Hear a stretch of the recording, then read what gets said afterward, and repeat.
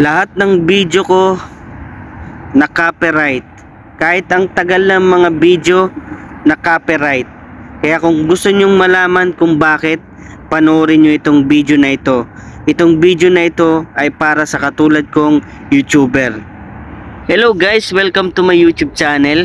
Eto guys, kung ayaw nyo magaya sa aking mga video na violation, karamihan yung aking video ngayon. Katagal ng panahon guys, ngayon lang siya na violation. Yan, kaya kung ayaw nyo magaya ang inyong mga video sa YouTube, ay panoorin nyo itong video na ito sa lahat ng mga nagbablog at sa nagpaplano palang mag-vlog na i-upload sa inyong mga YouTube, ay panoorin nyo itong video na ito. Ito ay para sa inyo, para hindi kayo magaya sa mga video ko na halos lahat ay na violation guys. Napakatagal na panahon, hindi pa siya na-detect.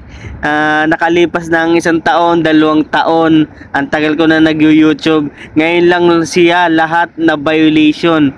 Araw-araw nagre-reflect sa Gmail ko, your video is we have copyright honor music ata yun. Yan, basta yun. Kaya kung ngayon nyo magaya sa mga video ko, yung mga i-upload nyo sa video, or may mga upload kayo na ganito, is baguhin nyo na guys. Unahin nyo na agad si YouTube para hindi kayo makareceive ng violation, no? Gaya ko. Yan, halos araw-araw, mga makalipas ang araw nakaka-receive ako. Yan, kaya lahat yun ay minumut ko na. Lahat yun pinagmumut ko na guys. Ayan, ito yung naging violation ng aking YouTube channel. Ilagay ko dito sa yan, ilagay ko dito sa screen yan. Yan, ilagay ko. Dahil nga guys, dati nung nasa Saudi pa ako, ay gumawa ako ng aking intro na napakahaba. Napakahaba guys. Umabot siya ng nasa 28 second. Yan, 28 second guys. Yan. Wag na wag nyong gagawin to sa inyong mga intro guys. Yan, wag kayong gagawa ng napakahabang intro. Kaya ngayon guys, pag nag-upload ako, hindi na ako nag-i-intro, hindi na nga rin ako nag-o-outro. Yan, ganito guys, wag kayong gagawa ng mahabang intro nyo.